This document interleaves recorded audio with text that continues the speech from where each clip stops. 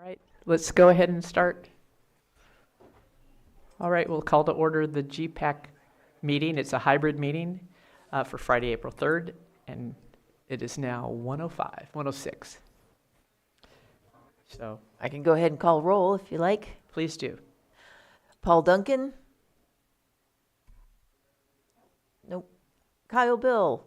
Yay. Thanks for being here in person. Phil Hartley? Here. Marty Ehrberg? What was that? Marty Ehrberg? I think she might have sent me an email. Benjamin Murphy. Ben Murphy from Water District. Donna Makowitz. Here. Betsy Kahn. Is Betsy? Betsy's online. Betsy's Yes. online. Can she Yes. speak? I think I heard her. Is that you, Betsy? I don't hear her. Yes, thank you. Awesome. Good, thanks. Weston Seifert. Sharon Zoller. Carolyn Hillman.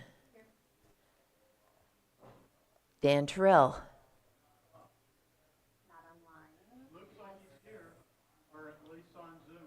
You see him? No. There's a Danny's phone, but I feel like it's Danny Wind. Oh, okay. Fawn Williams. Margot Kambara. Here. Denise Rushing. Here. And April Lieferman. No one's here today. Nope. Okie doke. Thank you. Maybe just say that if any of the GPAC members are. If any GPAC members are attending online and I called your name and you didn't get to say hi, would you raise your hand, please? I don't have an agenda. I know it looks a lot like the last agenda. Let me find one. Hold on. Maybe we can go over what the agenda is first. Absolutely. I say that like I can do that right now. Hold on one moment. Yes.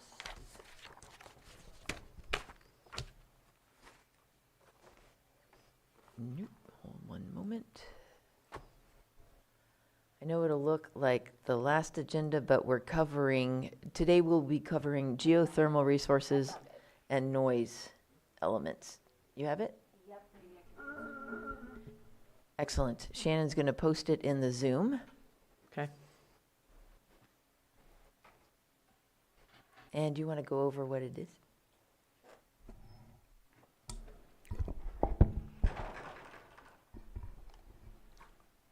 I do with it. So if you're just joining us, Yeah. Our apologies. our apologies. We lost a clerk this week, so we have a couple gaps. Okay, here we go. We covered the welcome roll call and we're doing the agenda review now. We'll have a 10-minute presentation by PlaceWorks on the two elements we'll be discussing today. And then a 25-minute question and answer period. And then we'll go into discussion. First, talking about the general plan overview. And then there's a couple of discussion questions related to that. Then to the geothermal resources element, and then to noise for about 45 minutes apiece. And I'll be posting this agenda in the chat for this meeting. And may I ask, how is it we are handling the input from the committee that came in? Are we going to look at each of the items, or how do you recommend we go through that? I think, and Tanya and Andrea can correct me if I'm mistaken, but they'll cover parts of the summary as they're covering their presentation. Okay. Let's use that as a launch point. Okay. All right. Additionally, at the GPAC's request, we were going to talk a little bit more about the timeline for year three, the rest of year three of our 3-year tour for the general plan update. Okay. I can start with that. So the public documents were released towards the end of February. March and April have been dedicated to local area plan advisory committee meetings, general plan advisory committee meetings, and municipal advisory committee meetings. We're also going to have a stakeholder meeting for our Spanish speakers as a follow-up from the last one that we had in 2024. And then the input that we are gathering from these meetings and from our online email, either emails, messages sent through the lakecounty2050.org website or sent to the Lake County 2050 at lakecountyca.gov email address. Those are all going to be collected, some of which will prompt corrections to be done, and all input will be collected and captured, and we'll move forward with the final draft that is going to go to hearings for the Planning Commission and the Board of Supervisors in August and September. Denise and I were talking before the meeting about having one final GPAC recap meeting prior to the meetings that are scheduled in August for the Planning Commission and September for the board. And if the GPAC is amenable to that, we can go ahead and plan one of those. It'll probably be a virtual meeting. Yeah, it would be my intention that that meeting summarize what happened to the input, basically. That's great. Yeah, we'd be happy to report on that. So we'll go ahead and get that scheduled for probably August. I'll talk to our internal team about a timeline and when would be appropriate for that, and we'll set a virtual only meeting for that one.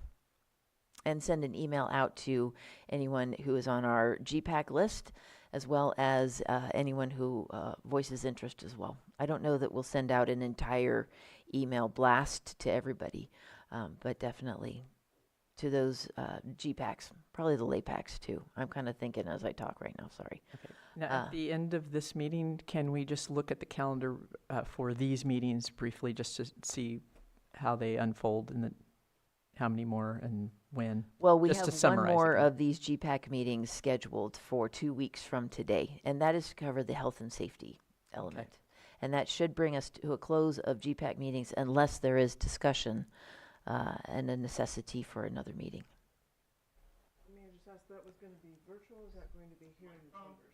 Turn your microphone on, please. Yeah, turn your mic on. So Virtual or here in the chambers? that is a virtual only meeting. Thank you. That agenda will be posted with probably a Teams link. I just wonder if we could consider, I mean, what is wonderful about these meetings is the in-person rich conversation. Zoom is harder, and I wonder if that is a possibility to have it hybrid. I will check and see. We didn't have Sam available, so I'm not sure about the availability of a technician type person to be back in that back booth. But if IT has someone available, we'll see if we can do that. Thank you. Certainly. Okay, so I guess that takes us to, are there any comments on agenda review, first of all? Any other? All right, that takes us to the presentations. Thank you. I'm going to go ahead and share my screen and get that going.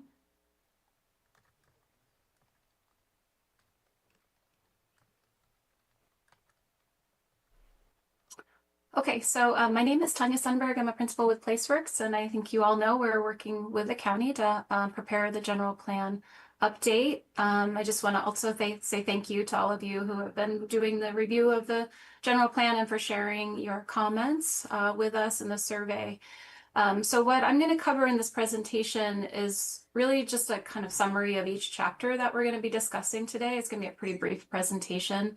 And our expectation is that we're going to use the same approach we used in the last meeting, where we're asking if you want to discuss the other GPAC member comments, things that you want to call out and discuss as a group, or if you want to call out any of your own comments to discuss with the group, this is your opportunity to do that. And I'll also note that the GPAC comments were organized and posted to the website under this meeting posting. There's a link on the calendar item for this meeting where you can access all of the GPAC member comments, and they're summarized by kind of element and where they fit within the element itself. Okay, so just a reminder of what I presented at our last meeting. The new general plan consists of these 6 countywide elements on the left, and then 6 elements that are prepared at the planning area level shown on the right. The planning area elements consolidate the former local area plans into the general plan document. And then some of those planning area elements also include special study areas and design guidelines, as you can see in the graphic. So the first chapter that we're going to be talking about today is not actually one of the general plan elements that contain policy guidance, but rather it's the introductory chapter of the general plan. It's called the General Plan Overview. And this chapter provides background information about the county, including its geographic and physical setting and its historical roots. It also describes what is in the general plan, including how it's organized and how it transitioned from having those separate local area plans into now a single integrated plan. It also describes how it addresses the requirements in state law about what general plans need to address. And then finally, it describes the process to prepare the Lake County 2050 general plan, including our engagement process and the advisory bodies like this GPAC and the local area plan advisory council committees. And I want to just pause here. I do have a few more slides, but on this topic of the general plan overview, I think Mireya is going to just share a little bit more about what the county's ongoing efforts to consult with the tribes on this particular chapter, since that's still underway. So Mireya, can you take a minute and speak to that before I move on? Certainly. We have ongoing discussions with the tribes regarding the insertion of a portion of California history specific to Lake County. That's the treaties O and P that took place in the 1860s, I think it was, regarding treaties that were made with the tribes by the federal government that were in closed session denied by the same government at the request of California. The state of California legislature that would have deeded, I think about 7% of the state of California, including areas in Lake County, to the Native American populations. It also required them to quitclaim their properties and then move to these new rancherias or territories, which they did. And then the treaties were denied. So that portion has affected a large part of Lake County's residents and has been inserted, as well as ongoing discussions to make sure we really get right the appropriate tribes and tribal names for land acknowledgements in each of the area plan elements. I might note that the treaties were denied because California was trying to get statehood at the time, and they were in the way. Thank you. Great, thanks for that. One moment, Tanya. Oh, yeah. Kyle has a question. Yeah, I appreciate that.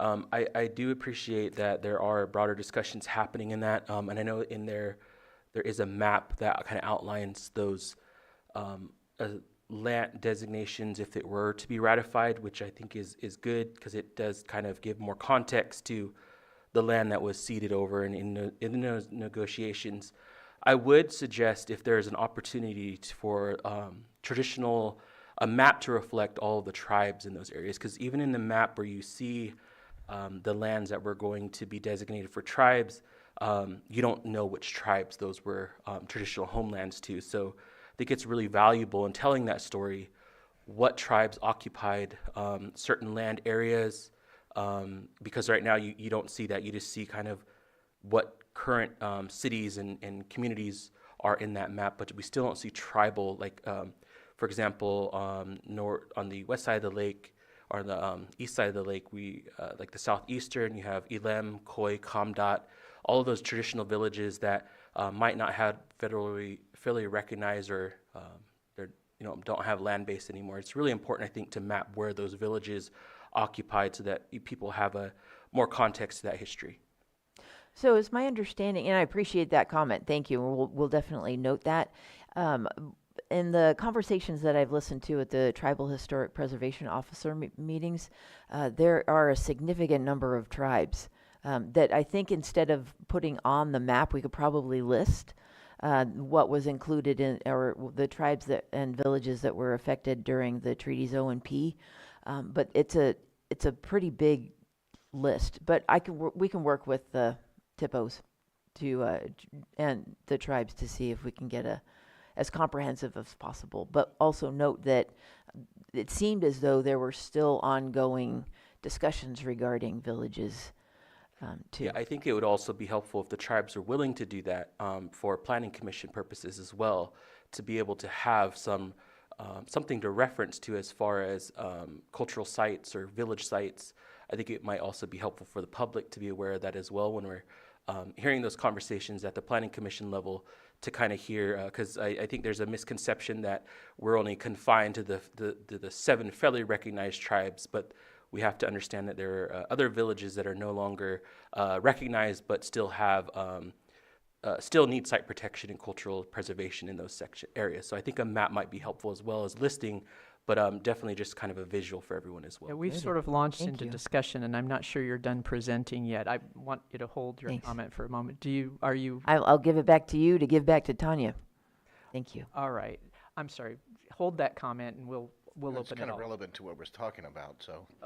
If you keep it short.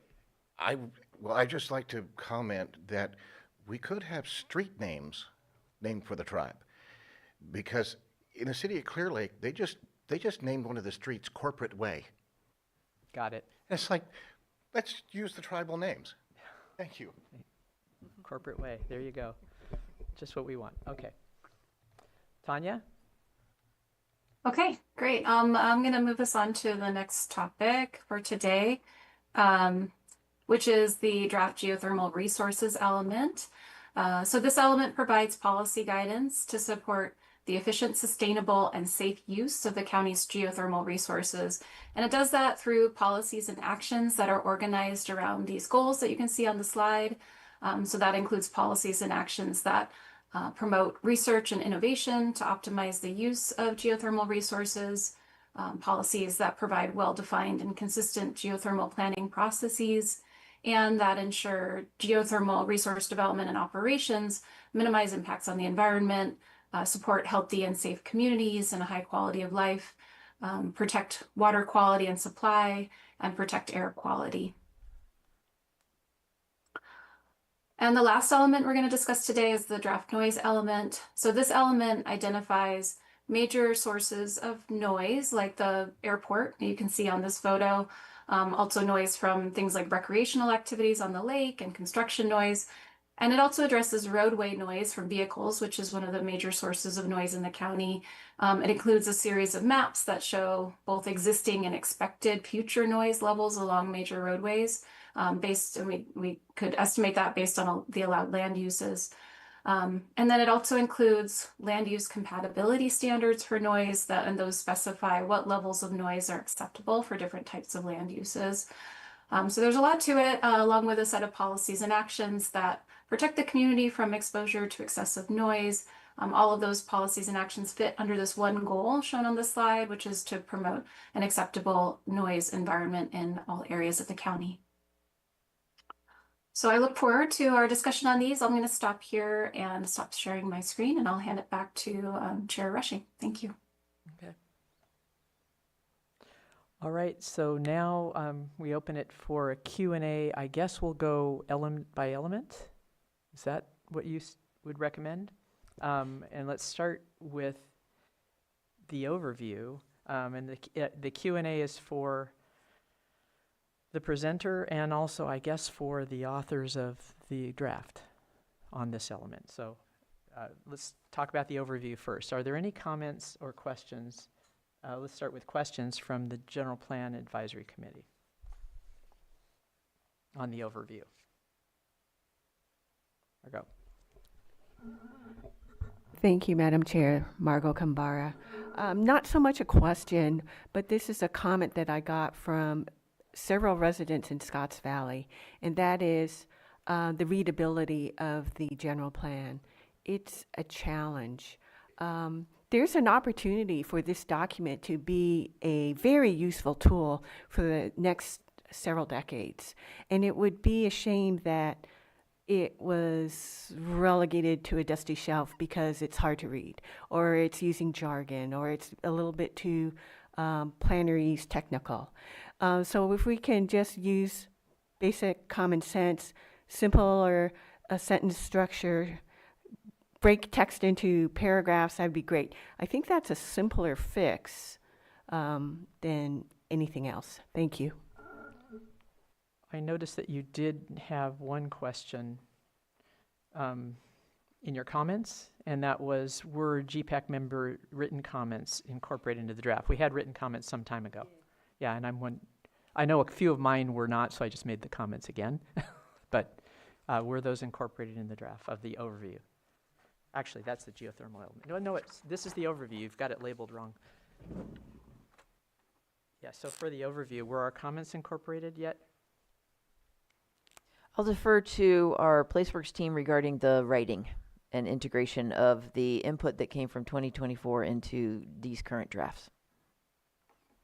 Yeah, and we had a lot of input and we consulted it all. I think not every single bit is going to be reflected exactly, but there's all of it was read and considered and incorporated where we felt it was appropriate. But there's certainly, if there are things that were omitted that were in prior letters that are especially that you want to pull out again and resubmit and have us consider again, I think this is the right time to do that.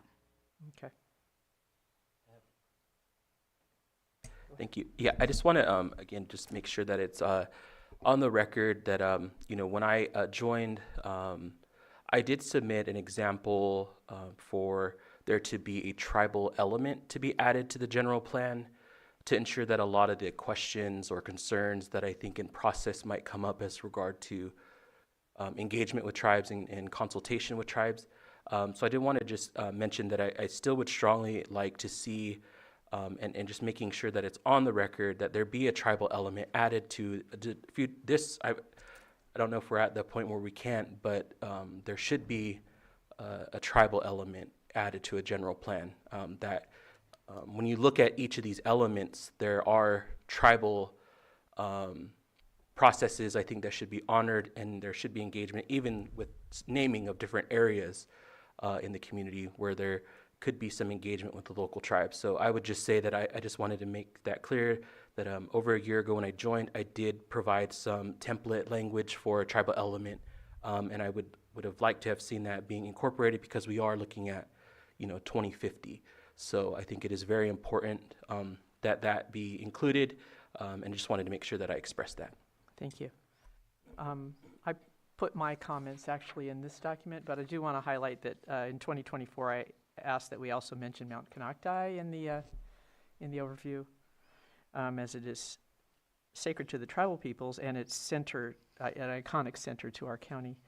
I had also asked that we consider, and I guess it was rejected, but I'd like to re-ask that we consider a statement of values, and this should be something that the board weighs in on.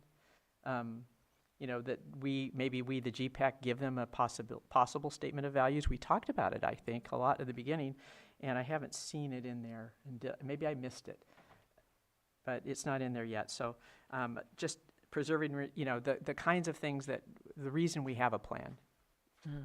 And the values that we hold. So we did have a long conversation on those values, I think, and it'd be good to see that reflected in the overview. All right, so, yeah, go. I just wanted to ask, in reference to your comments on including a tribal information, in your view, that needs to go beyond what's currently there? Yeah, right now it's just in the overview, right? Pardon? It's in the overview. Yeah, okay. Well, I'll ask the question, follow up, and then I'd like you to weigh in. We have some elements of the general plan that are not included in this, but that will come out later. Housing element, for example. If we were to recommend and initiate a tribal element that talks about all these things, includes the maps that he's talking about, et cetera, I don't foresee that it would have to slow down the general plan process. It would have to have a deadline of its own because it would be initiated obviously far later than this plan was started. Would that make sense? At this point, it could be included as a goal or a policy or an action. So something to come up with that element. Exactly. Okay. And so what we're already working on is a cultural heritage resource policy. I think that that's going to be an important stepping stone in that kind of future element, and as well as our co-management agreement, which I think will also inform that future element as well. But since it's not part of this scope of work, and this general plan is scheduled to go before the board already, so quickly, but it wasn't in the scope of work, I don't think we'll add it in there, but let's capture that as a goal or a policy or action in it somewhere. The goal, So that it the kinda goal gives being us- specifically to create an element in the future. Well, the goal, I think, would be a little more broad, in more of collaboration with tribal governments on blah, something, something, something, something. And then it could be a policy under that of establishing an element. It's more of a directive or a marching order for the future. Does that work for you? Yeah, if that's, I think that might be the better plan, because to my knowledge, this is the first time a tribal representative position has been on a general planning, or for the general plan in general. So I do think if there were kind of, I guess if we're not able to do it now, that there would be, long after we're gone, that be a goal, and I think it will take intentional planning and coordination with the tribes on what that element will look like. So given that we want to be intentional in that work, I do think that it should be something that be included in future general plan, adding a standalone element that's tribal specific. Noted. Thank you. Thank Can I you. just ask you mentioned a co-management policy? Can you just say more about We that? do What have does that a mean? co-management agreement currently at work at the board level between the state, the county, and the tribes, for management of Clear Lake and its watersheds.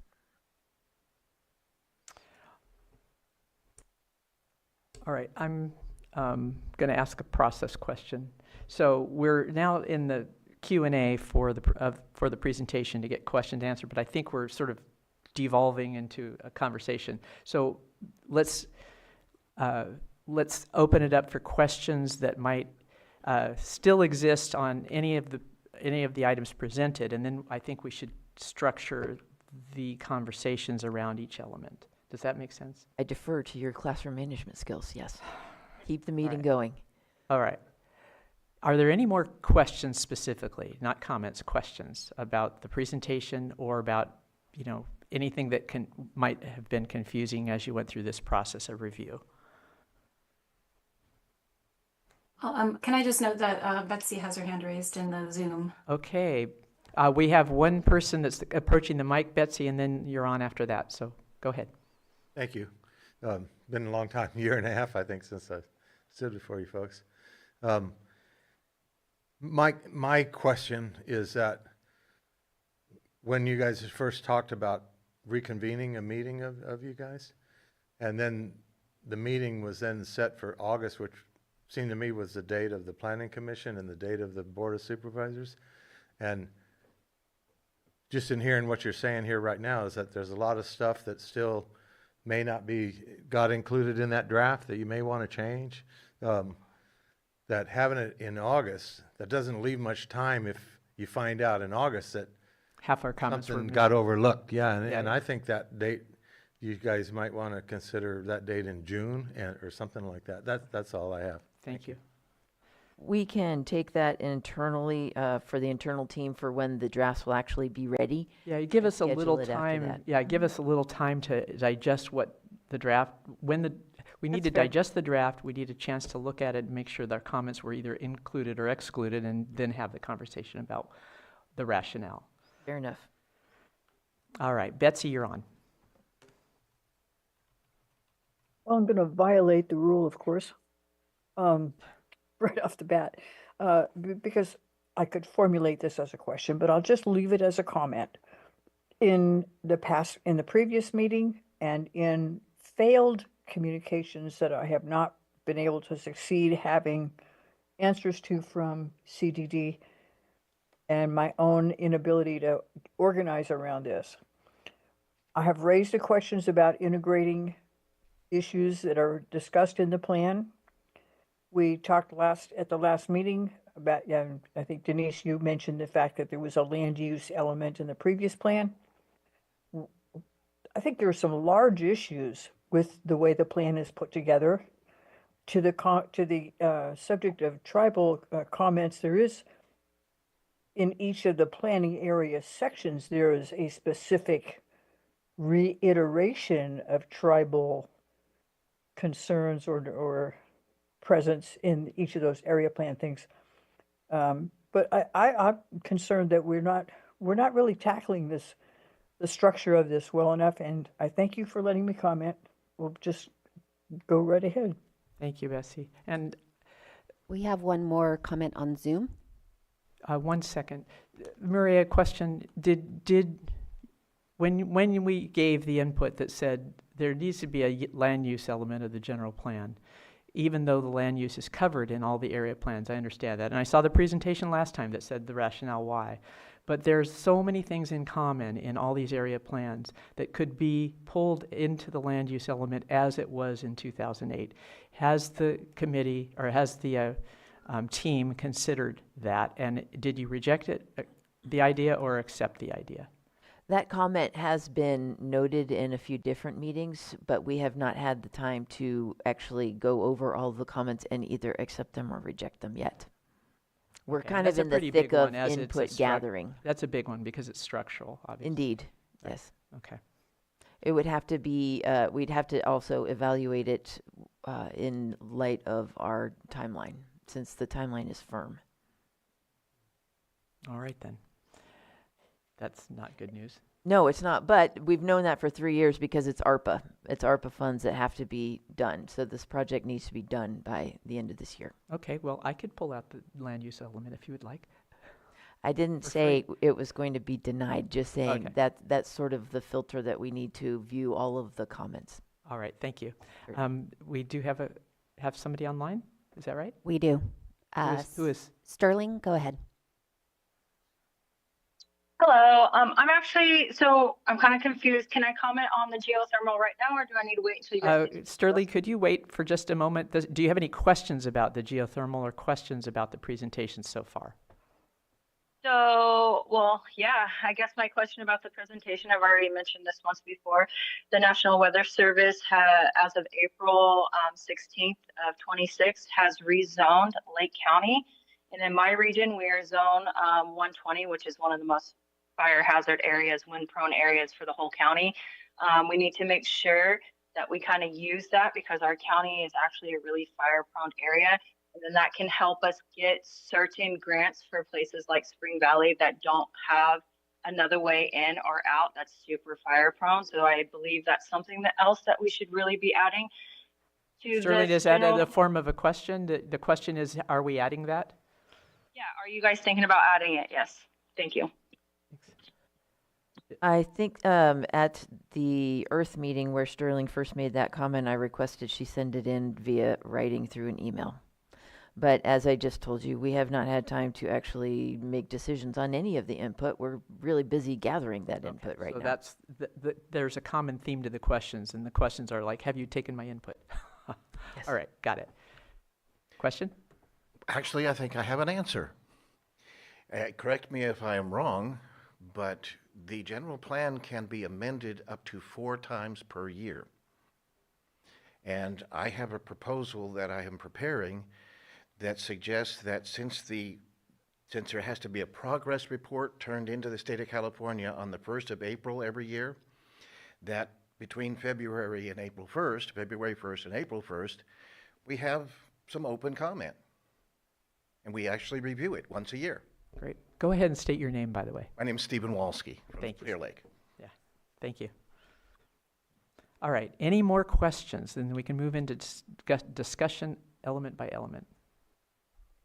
All right. Now, we've kind of done a lot of discussion on the overview, but I will continue to open it up and see if there's any more discussion on the overview itself. So first, the GPAC. Do you have any points you need to make on the overview that haven't already been made? Anybody online? Okay, we did work on that one. Okay. Let's move into the geothermal element then and open it for discussion. First with the GPAC, any comments or discussion items that you'd like to bring up? And we have the comments that we received that were synthesized. And we also have a long set of emails that I did not get. I got through about half of them, so. I just had couple of discussion questions. Again, really appreciate that there are citizens in our county that are knowledgeable and, pay attention to these very technical issues. Is certainly above my level of expertise. So I just wanted to say, thank you to people who took the time to comment in some detail on this section. On some of the comments, one comment which is interesting is whether or not the county should encourage research in geothermal technology and should be a site for research of new techniques and new innovations. The writer suggested that the answer to that question should be no. I don't know if that's the right answer or not. So that's worth a conversation, new innovations. That's for conversation, yeah. Okay. Another one, it's a small thing, but I deal with it. And it has to do with inspections and the frequency of inspections for any service. It differs, it varies. CAL FIRE does 3-year inspections. My community does every single year. It occurs to me that the issues involved in that decision of how often should inspections be required of any enterprise are, first of all, if you're asking for the inspections to be done by experts, by people who really know, what is the availability and the ease of scheduling experts in our area? Because in the inspections I schedule every year, that's an issue. We try to hang on to the one we have because there aren't really any alternatives. The other one is, the question we always ask is it likely that things have changed in a 12-month period, that need to be attended to? So the health department does inspections of our pool facilities every year because they assume that some things have changed in the previous 12 months that need attending to. And they're very vigilant, and they find such things. Other inspection processes, don't think that every single year there's going to be some significant change that they better, pay attention to. I don't have an answer to that. It's just, I think, a consideration when you're setting mandatory inspection processes, that the county's certainly doesn't have the staff to do, or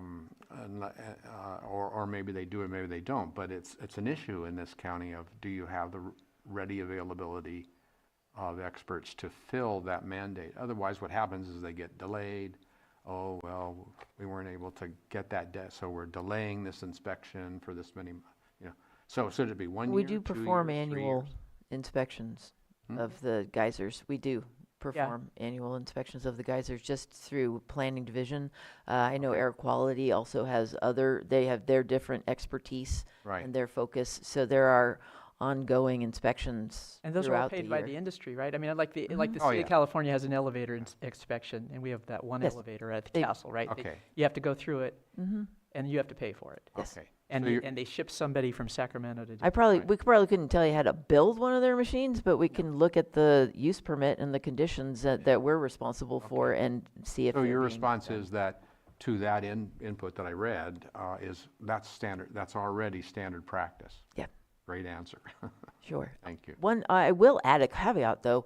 We are looking for opportunities to deepen and increase our training as well, because there are updates to the industries, and so we'd like to be aware of those also. And we are seeing an increasing number of inquiries on other sustainable energy sources. And so we'd like to not be reactive, we'd like to be proactive, so we do look for training opportunities so that our staff isn't at a disadvantage.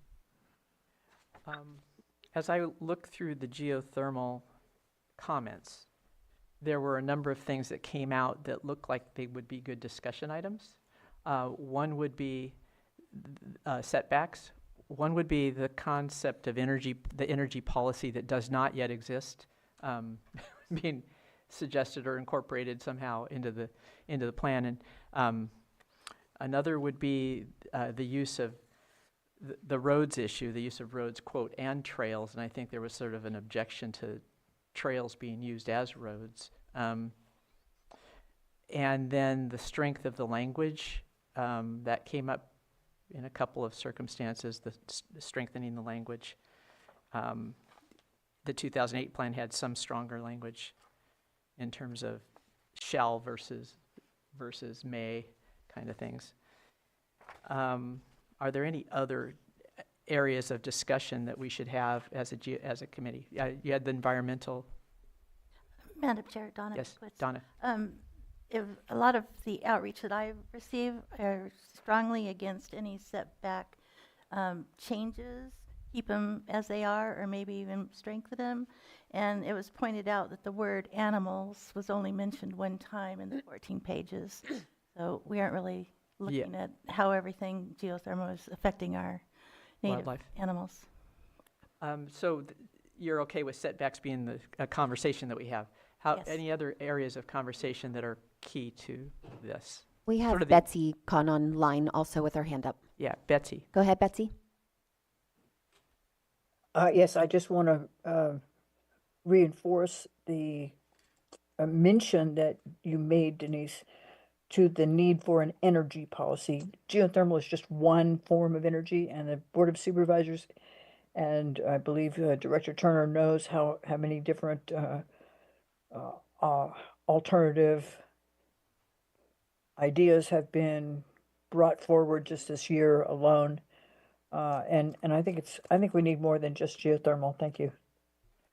We also might have a conversation of cumulative impact.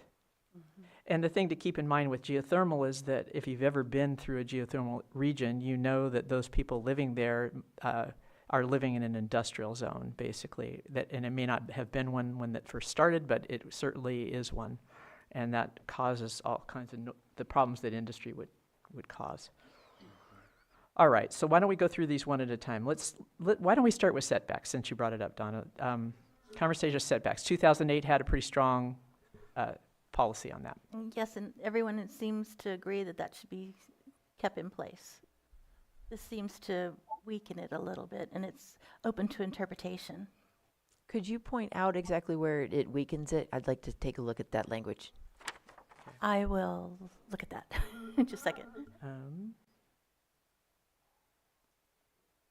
I think I had it in here. I don't remember in any of our internal discussions even considering changing the geothermal buffer. GR1? Madam Chair, I have a recollection of one entry. I remember reading in the draft where it says recommend adjusting or revising Article 27, I believe, to accommodate industry for more flexible setbacks. That's what I recall. I couldn't give you a precise citation right now. Right, and Okay, but you setbacks. read it in there somewhere? Okay. So the recommendation is to I see probably in GR1.A, review current geothermal setback map and requirements in Article 27, ... on and on, for potential updates and amendments to accommodate technological and industrial advances to support geothermal and other sustainable power generation options. And the That's probably recommendation is to maintain or strengthen the standards from what we had in 2008 from Clear Lake and other sensitive water bodies consistent with those, or improving on the 2008. Is that right, Donna? I believe so. It may have been in the geothermal setback ordinance also. Yeah. Well, So it refers to an ordinance that we don't have.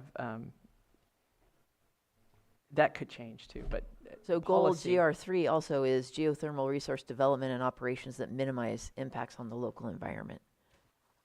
I believe that was minimize visual impacts, I believe. I'm reading goal number 3 right now. Geothermal resource development and operations that minimize impacts on the local environment. I'm checking for a visual one, but so it does remain. Also, development and operations that protect water quality and supply. So that's consistent with what you just mentioned about the lake. Protect air quality. Good. Is there anything that we're missing, though, that you're seeing? Back to the strength of language, just kind of review that. Yeah, overall, okay, good. We'll make note of that one. Yeah, go ahead. Thank you. So I want to highlight to kind of bring to the forefront around a lot of this is talking about mitigation instead of avoiding cultural site disturbance. And I think we want to make sure that any cultural landscapes that are nearby and if these potential developments can be, if during the tribal consultation period, that there is plans to avoid cultural sites, any areas that might be culturally significant as far as the landscape, because we're talking about a lot of like hot springs, which for many tribes could have cultural importance and value. And so, development is really important to think about how that might disrupt cultural access to those resources. And so I think that there might need to be some language around how they're going to kind of have collaboration with the tribes to identify those sites, and not just as far as mitigating damage, but avoiding damage as much as possible. And so I think the lack of buffers need to be addressed when it comes to culturally sensitive sites that might be identified in any projects with the tribe. So, you could put a site near putting a site next to a cemetery might be legal through zoning, but it doesn't make it appropriate for something like that to be near a site, especially if it's going to be used for cultural purposes. So I just wanted to highlight that in that section.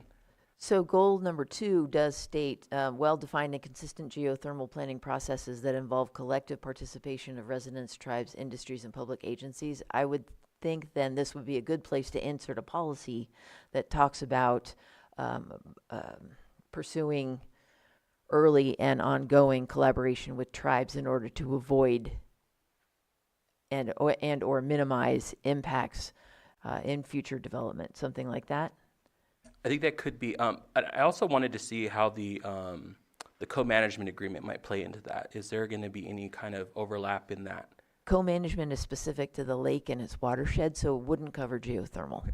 Yeah, so we'd want to make sure we put something in here then, because it wouldn't naturally overlap from that agreement. Yeah, and also just kind of seeing how can we strengthen the and I don't know if it's this section or if it was in GR 6, but as far as the permitting process is to, if there's a way that we can create some kind of co-management agreements with these permitting processes, so that the tribes also have a stronger say in the permitting process. So if there's a site that's identified, how can the tribe be a part of ensuring that those don't get disturbed, or there's some type of plan that the tribe is possibly in partnership with development. So just the little that I know about the co-management agreement, since the county does have jurisdiction deferred by the state over the lake, they are in a position to make those sort of co-management agreements. But as opposed to geothermal resources, which are on private land, I'm not sure we'd have the same sort of structure available to us. But we could include a policy that talks about collaborating, something similar to that. But I'm not sure that we have the strength to impose, or we have the authority to impose any sort of co-management sort of authority on that. Okay, thank you. However, we do need to continue to recognize that during these discretionary permit processes, we are following the letter and the spirit of AB 52 and SB 18 were necessary to make sure that those collaborations are ongoing and meaningful. Yeah, and that's the part. I think that the biggest challenge is a lot of times consultation is just very kind of subjective to, there's not always from the tribal perspective, consultation means something very differently from the developer or the county. Understood. Yeah, because it is all within the constraints of what the county has the authority to do. Yeah. Thank you. Right. Betsy has her hand raised again. Yeah, Betsy. Thank you, Tanya. I understand exactly where Kyle is coming from, and the sense that we're going to mitigate, but never do we actually say will not allow this. And I want to comment on Maria's comment about the co-management agreement, which she says only covers the lake and the watershed. The watershed is everything, including all of those geothermal resources, hot springs, cultural resources, uh, water quality impacts. It's true. We're expecting that to have a very powerful level of constraint, where the general plan language seems to be as broadly open as possible to any sort of development. Yeah. That was my comment. I'm with Betsy. Thank you. I also want to point out there are some things. Who was that? I think that was Sterling. Okay, I want to point out there's some things that have gotten stronger in the plan and the geothermal element. We've expanded some of the, let's see, we've expanded the monitoring requirement on seismicity, on subsidence, et cetera. And we have a stronger requirement for water conservation. The long list here, but anyway, so there are a number of things that have gotten stronger, and I do want to say thank you for that. Right. Thank you, Madam Chair. And to ensure that that strength transmits to benefit, we have to have qualified inspectors. And unfortunately, if we go by our lived experience in the county, we don't always have those qualified individuals on staff. Are you recommending a policy change of some kind? Well, If I could just add that we also do have the authority to hire on inspectors where we feel that we do not have the knowledge to cover. Yeah. That already exists. and I'm glad to hear that. But what we find in with some of our discretionary permits, where inspections and reports are required, we don't have staff or consultants, independent consultants, hired to review these permit applications. And so when the stakes are higher with geothermal, especially when new technologies and new techniques, which may involve greater risks, are involved, we need to have qualified individuals who are able to spot problems early on. Thank you. All right, thanks. Go ahead. Wes Baker. I was just going to say on the, first, I've got some comments that, I've got 6 copies. Is this acceptable to give to you guys? Or, Well, if Maria, you do, should we'll I- make sure we get copies to people. and I can send it to Myrea Do that. in an email, in a Electronic is good. PDF. Would that be better than handing these out right now? Yeah. Okay, thank you. I didn't know what, I tried to do it online, Wes, but I had thank a you bad very much. link. That's perfect. What I was going to talk about was like what our member here was just talking about, was that there's got to be a point where not everything is mitigated, that there are some things we got to say, Avoid. no, it's not going to happen. And one of them, like he was saying, was the cultural resource of archaeology, which is digging and finding that stuff, is destructive. Once it starts, it's not there no more. That cultural resource has So been no development on known archaeological sites. right, and you got to say no. And once that gets, by an archaeologist says yes, the stuff is here, and their main purpose for that is that they hope that in the future there'll be a way to do it without being destructive, like through maybe better ground penetrating radars and stuff like that. But on the subject of what I want to say in that same thing of where you got to say no, is that all through this geothermal, and it's well written. You guys did a great job, everybody. I like it. Some things in it I don't like. I like geothermal. Don't think that I'm against geothermal at all. I worked in that industry for over 25 years. As an environmental health and safety director, what we got to say no to, though, is things that we can't mitigate. All through this, it talks about mitigating noise. We can mitigate noise even after the thing's built. They can not work so many hours. You know, I mean, there's a million ways to mitigate noise. Traffic, you just don't have so much traffic, and roads are bad. Remake them, you know. But the one thing we can't mitigate is underground water pollution. Mm-hmm. There's no way we can do that. And this talks about injecting. And the only way a geothermal can affect the underground is by injecting something into the underground. And what they like to do, up here at the geysers, they're injecting gray water, gray water is, we just let it leach out in our leach field on a lot of the properties here in Lake County. It's not that bad of a thing. But what a lot of these injection wells, what they like to do is they use what they call a fracking fluid, which is a mixture. And I can tell you from 25 years of working in the industry all over the United States and Canada is that these companies that use fracking fluid, Halliburton's the biggest one, and the last people that wanted it was here before the board was Sonoma Clean Power. They wanted Halliburton to do their drilling here. So, and what Halliburton does is they have in their fracking fluid, it's proprietary. They don't disclose what is in it. And what is in it is bad chemicals. Most of them are petrochemical of some kind. That they don't. Yeah. In this here, it mentions water injection. And that's great if it's stated that. But I think it needs, like you said, Denise, stronger language just saying, you know, no chemical or no proprietary. You know, if you are going to put it in the ground, let us know what it is for the protection of the workers, for the protection of the people that depend on the aquifer, and something in there saying no listed chemicals that are on the Prop 65 list in the state of California. Yeah, and short of that, I mean, it was good to see that they put water in there. You know, it says water, but they will go beyond water if they can. If they can.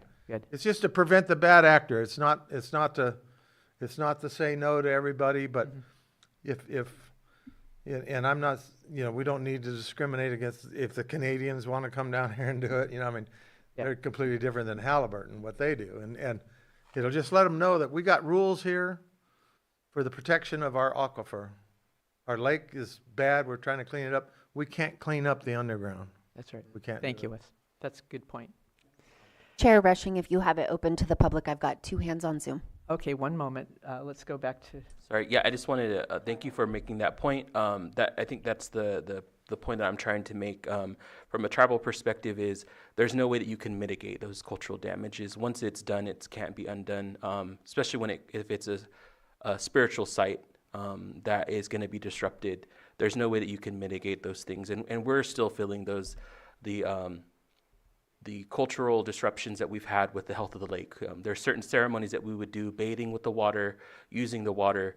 We can't do that anymore because of the health of the lake. And so those are the things that we're considering when we're making these statements and trying to get, ensuring those protections take place, because they do impact tribal communities in ways that the public might not be aware. But even today, some of the health of the lake is impacting our cultural practices and access to the resources here. So I just wanted to appreciate the comment. Thank you for that. Okay, any other comments or on this topic of, we were on setbacks, we're going to move into energy, but any other comments from the GPAC? Yes. I think it's kind of related, but just to go along with the language, shall avoid or encourage, kind of with the geothermal, just require restrict avoidance or full mitigation of the NOA ground disturbance in mandatory compliance with the Lake County air quality, I forget, what is MD? AQMD, yeah. Yes. Air quality management. Rules. That's just my recommendation, so that way it will also, with farming, having that with the agricultural impact report, so that any asbestos or any other chemicals that come up from the ground. Right. Thank you. All right, let's go ahead and, if there's no hand raised here, let's go ahead and open it to the public. Go ahead, Sterling. Please state your name if you're speaking on geothermal. Yes. This is on the geothermal. Yeah, I know, I've been waiting. Okay, my name is Sterling Wellman, I'm a resident of Lake County. Okay, so I want to speak today about the geothermal development as it relates to the General Plan 2050 and why it is critical this plan clearly defines the county's expectations before any further expansion occurs. So I have spoken with a former well driller operator from the geysers who worked up there through the 80s and 90s. He described the force involved with drilling into steam pockets, pressure release that causes rumbling, growling, and even lifting rigs off the ground. Whether every project presents the same condition or not, this firsthand experience is a reminder that geothermal development involves real physical force and risk, and it should be treated accurately and accordingly. At the same time, Assembly Bill 531 has passed now, which streamlines geothermal permitting at a state level. That bill explicitly lists Sonoma Clean Power as a sponsor, and it reflects the broad push to expand geothermal development in our county. Additionally, there are known areas of interest for geothermal development within close proximity to the city of Clear Lake, including locations near a wastewater treatment facility and surrounding properties. These areas are within distance of residential communities, including where I live. Given this, the public deserves transparency. In the county, if the county is aware sorry, I lost my spot. Talking potential geothermal locations, that information should be clearly reflected into the general plan so residents can understand what may be coming into their communities over the next 25 years. The general plan should not just encourage geothermal development, it must clearly define it. Public health and safety protections, noise and infrastructure protections, environmental safety safeguards, and enforceable financial benefits to Lake County and its residents. We cannot approve projects first and try to negotiate protections later. If we do not establish our terms now, we risk losing leverage under the current state framework. Lake County should not repeat past mistakes where control over essential resources was weakened. If we are going to take on the risk of geothermal development, then we must also secure the protections and the benefits in advance. So that's my concern. I did bring this up before. I was kind of shut down about it. I'm very strong about this. I'm sorry, this is my first time on this meeting. The gentleman that's been speaking about the tribal, the spot that they're actually looking at, and Mariah knows exactly where I'm talking about, it's a land Purdy. And they're gonna go down into the ground and they're gonna frack and go horizontal all the way almost to the Elam Colony, which is in District 3. So this geothermal part needs to be lined out very, very clearly, because if we don't line this out now in our general plan for the next 25 years of what we want, and we agree to having geothermal come in here, because the way that this general plan is written, they can supersede us through the state and we lose all control of our geothermal. Like what happened at the Sulphur Bank mine, outside agencies, we let them come in. The Elam Colony is now living with this. Good. Okay. Thank you. And we have Holly Harris. Go ahead, Holly. Holly. Oh, hi, thank you.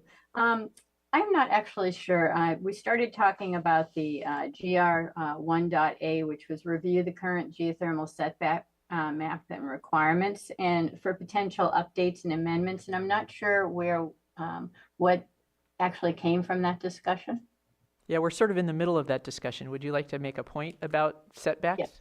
Yes, I would like to. First of all, I just do not believe that we should be changing that. I think someone said before we should be enhancing and strengthening it. The purpose of the geothermal setback was basically to, it goes from the shoreline to the ridge line all the way around the lake.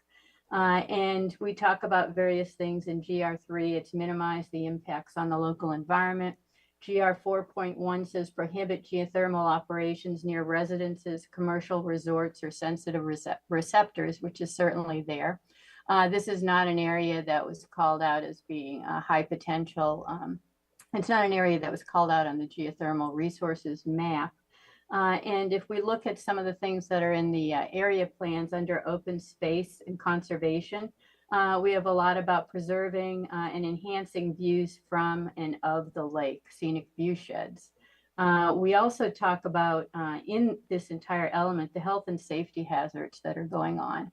And Denise, as you said before, this is really an industrial operation. If we're talking about the health and safety hazards, we also talk about environmental justice in the local area plans. And we talk about not exposing equity populations to industrial issues, and a lot of the areas around the lake are part of the equity group. So I just wanted to point that out. Thank you. That's great. Thank you so much. All right. Any other public comment or GPAC member comment on setbacks in particular? Yes. I recall that setback when that setback was put into place. We worked hard on that one, didn't we? Yeah, and Denise, I think you were elected as a supervisor shortly after that. Mhm. Right? And we worked hard on that, and that was a really good thing for the lake, that no industrial, that you're out there on a boat enjoying it or fishing or whatever, and you're not going to see, like in that picture behind you guys, you're not going to see an industrial plant. And you know, it goes all the way to the ridgeline, and that group that caused that, they were trying to do their geothermal plant in the Superfund site. And the Superfund What could go wrong? The Superfund site is mentioned in this draft right here too. And they will go after that Superfund site again because those Unocal wells are still in there, and that's, they want to, when they drill, they want to drill as shallow as possible and get as hot a water as they possibly can. And that Superfund site is an old former, probably the last mouth of the volcano that was up here. And that's where the hottest water is going to be found and the shortest drill. Right.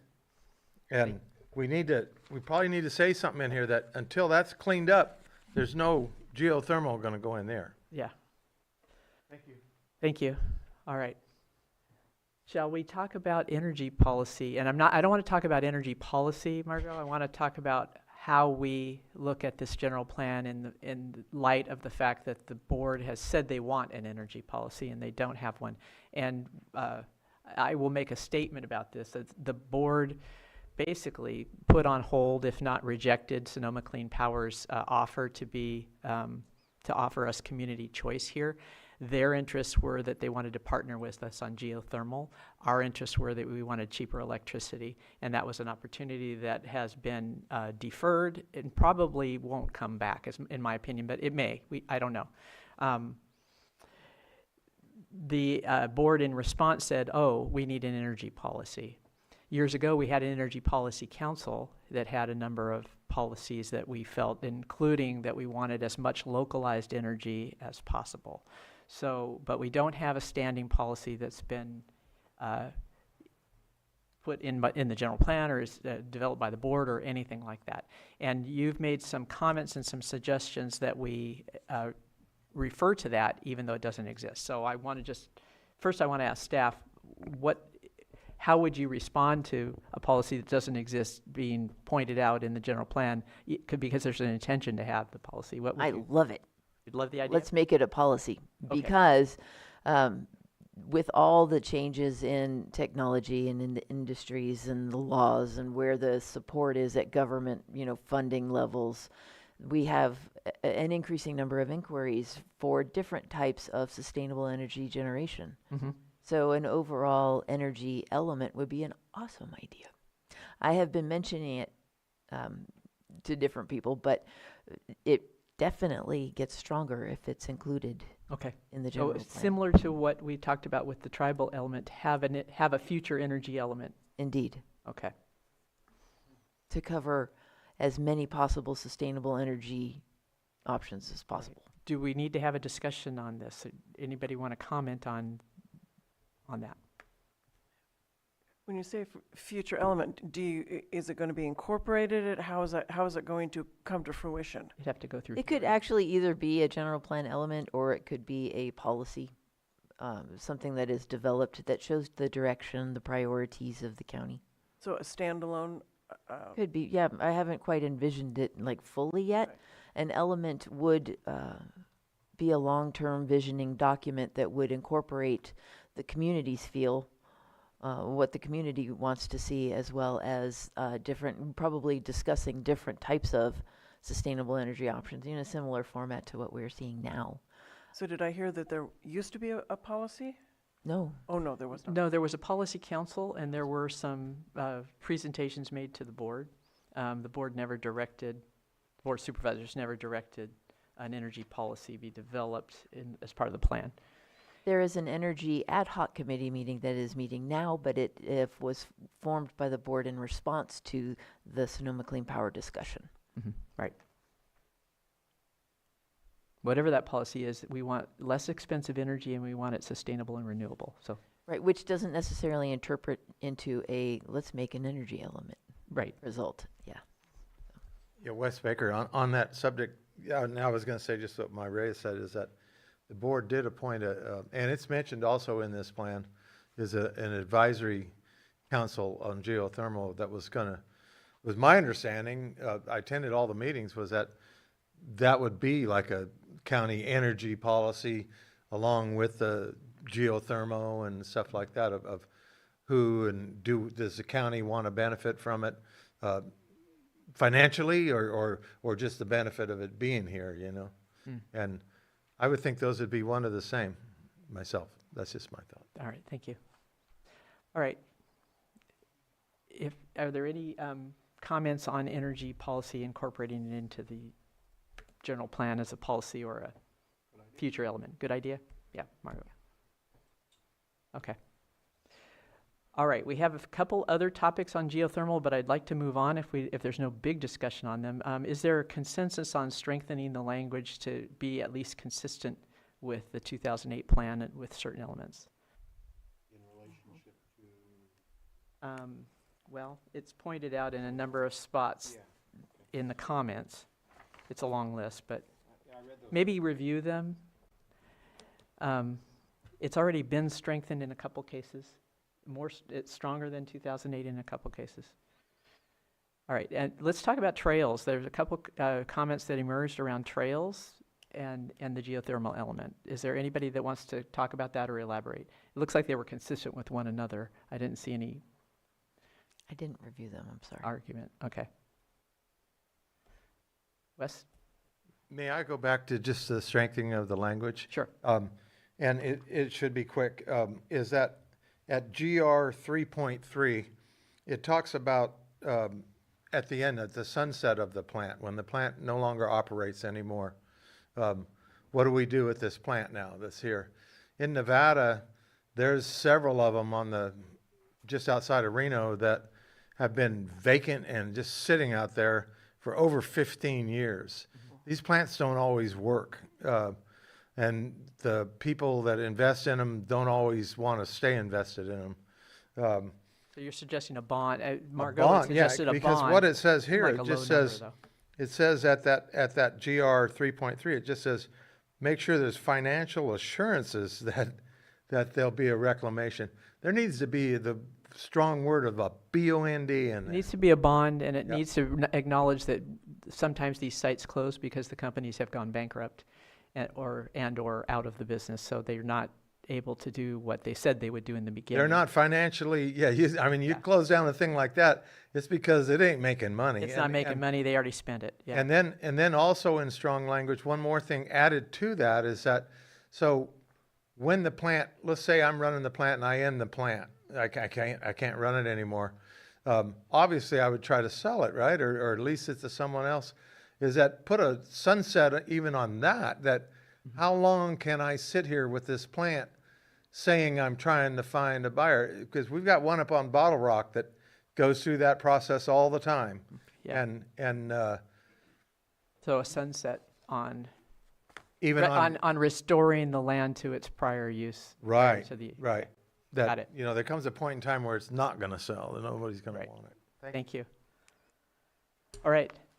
So just a technicality Yeah. question. So does that bond last forever? So if I'm a company and I come in and I post a bond to assure that there's funds to clean up the place if I leave suddenly, you know, but I don't. So I'm successful, I'm financially It'd successful. be like I'm a mine owner in Nevada, and you file a reclamation bond on the mine that if we disappeared tomorrow, that insurance company is going to pay to reclaim that back to where it's supposed to be. So And so it's a reclamation bond, and it's a standard thing. Yeah. It's like an insurance policy.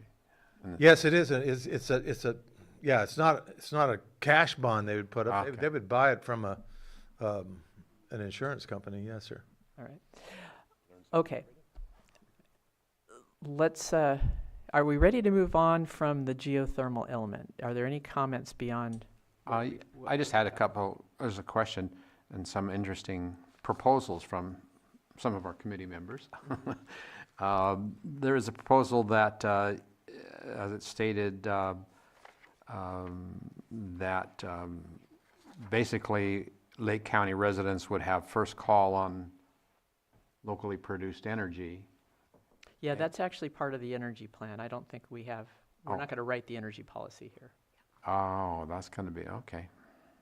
My question was, can you even legally do that? I don't know.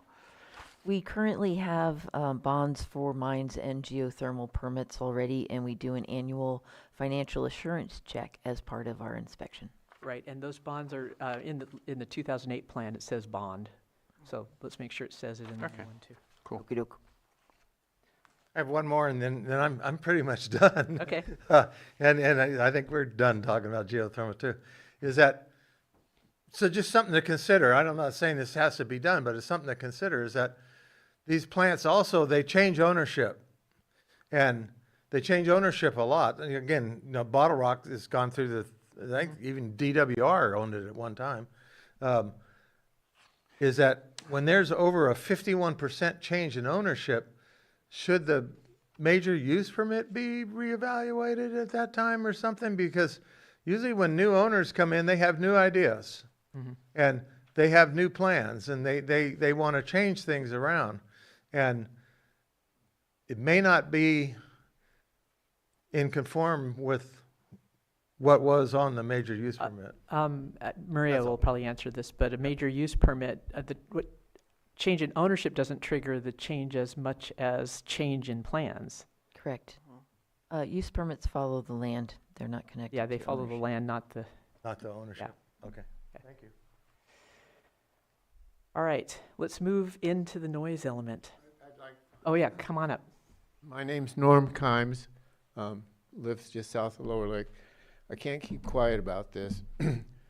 All energy companies I have experience with are pirates, pure and simple. I own a piece of property in Washington State. There's a transmission natural gas line that came through in 1954. They wrote the easement for the pipeline to describe the entire 6.2 acres. This is a policy that still exists within our energy companies. You can't trust them. Mm-hmm. It's up to us, me and you, to protect whoever's alive in the future from that kind of piracy. Where's the rainfall in Lower Lake? It belongs to Yolo County. Let's not do that again. We can't trust Sonoma Clean Power or whatever name is on the truck to be thinking about us. So the language in whatever permitting, in whatever process, and I think like a farmer. You guys, I am drowning in the words here. But they have to be succinct and specific to protecting us. Because in my farmer head, I think of geothermal as there's this balloon underground, massive, massive pressures. There's stuff that it's supporting. We want to drill holes and we just want to suck some of that out. Well, when you do that, I've seen balloons go low. Things have to, it has to subside. There's earthquakes, there's change in all the aquifers.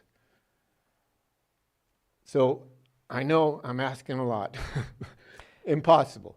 But I think what I you're agree asking with is the language. consistent with what the committee has asked for too, strengthen the language. I think so too. I Yeah. just need Great. to talk. Thank you. And I would agree. I apologize. Phil? I apologize for my confusion, but, so there was a proposal we got, that was a specific proposal to revise GR 2.4, right?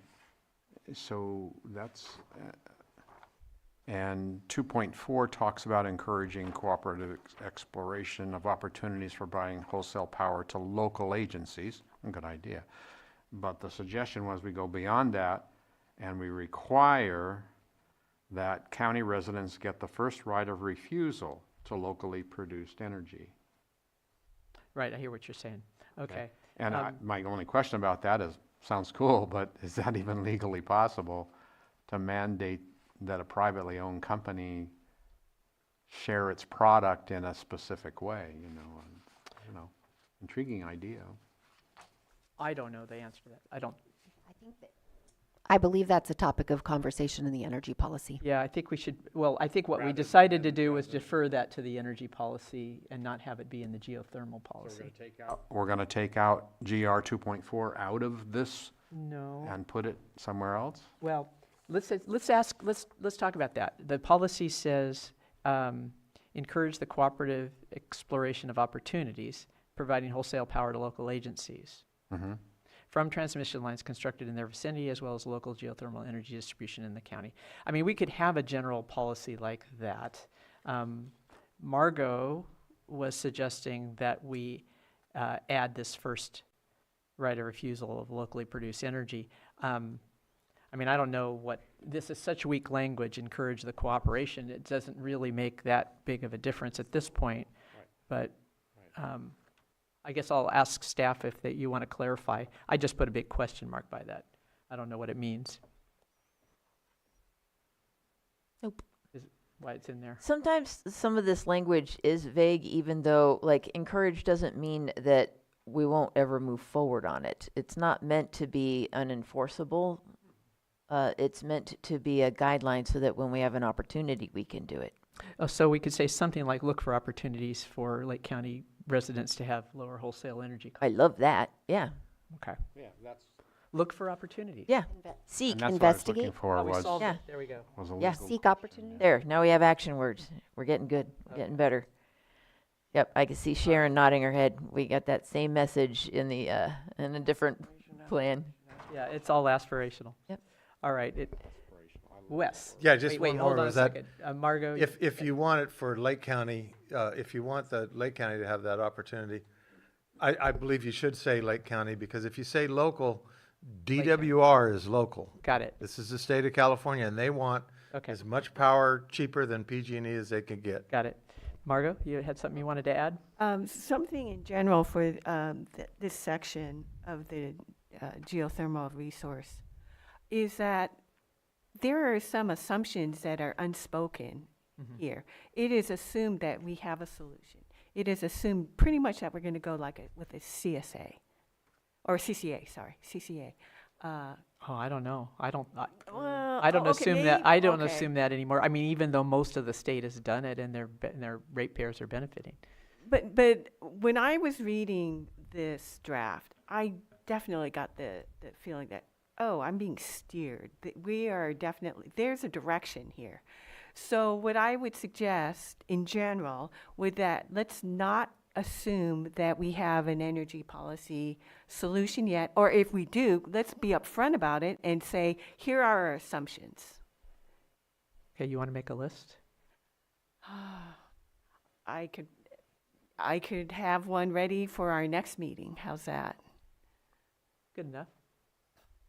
I mean, unspoken assumptions, it's always good to know what those are. For example, I've seen proposals that talk about transportation when in fact we assume there'll be plenty of trucking continuing in the future. We assume that everybody's going to continue to order on Amazon. It'll arrive in a truck. I mean, I've seen technologies that have packages being delivered by drone, and it already exists. So who knows? Maybe the investment should go in the airports, not in the roads. Anyway, onward.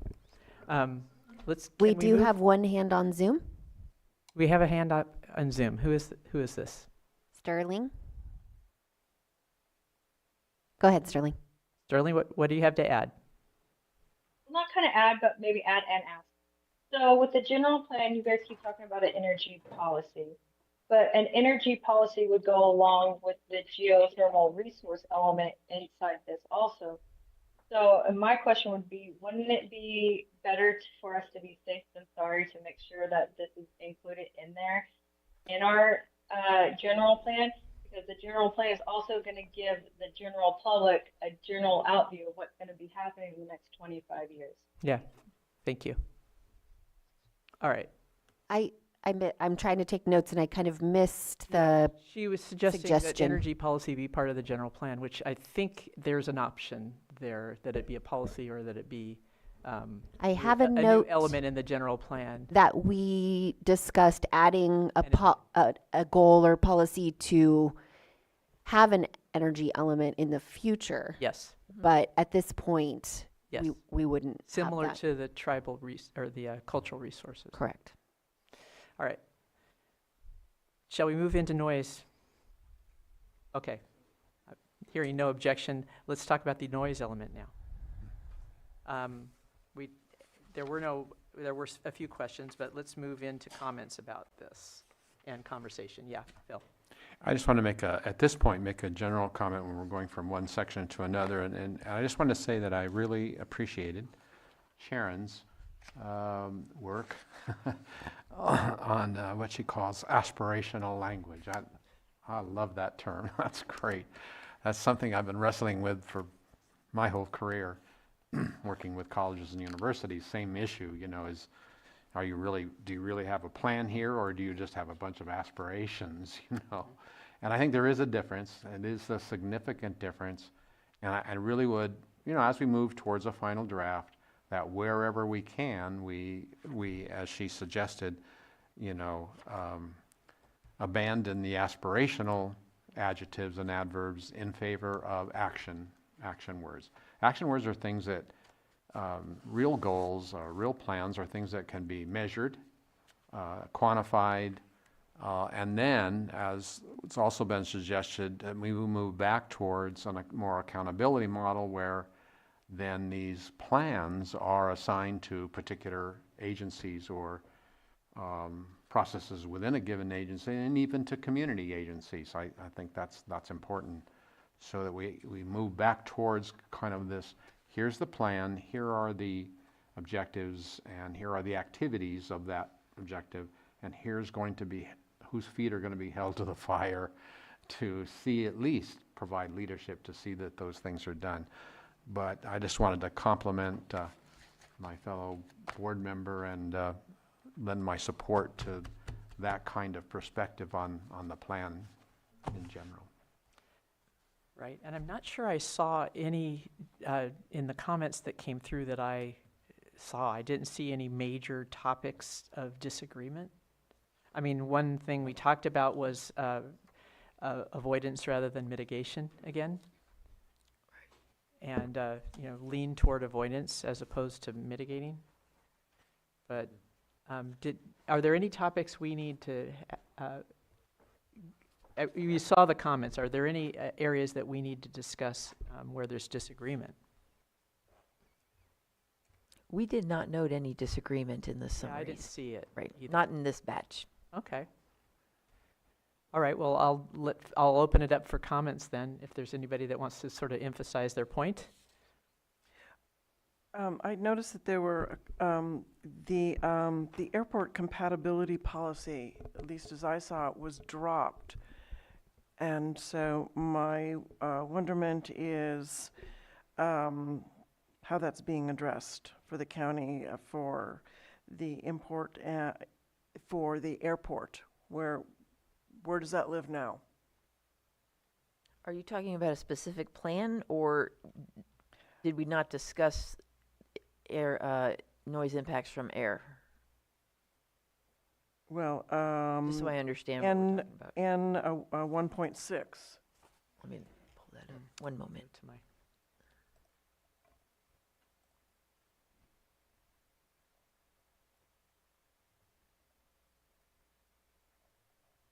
just seems like that there needs to be a little tighter regulatory oomph to covering that. Sorry, I'm still on geothermal. Let My me catch up. notes, One moment.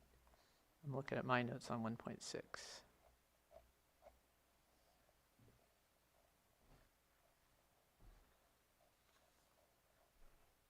It's way down there, huh? So N 1.6 on page N-33? Which is equivalent requirement for noise standards compliance for airport for adjacent development.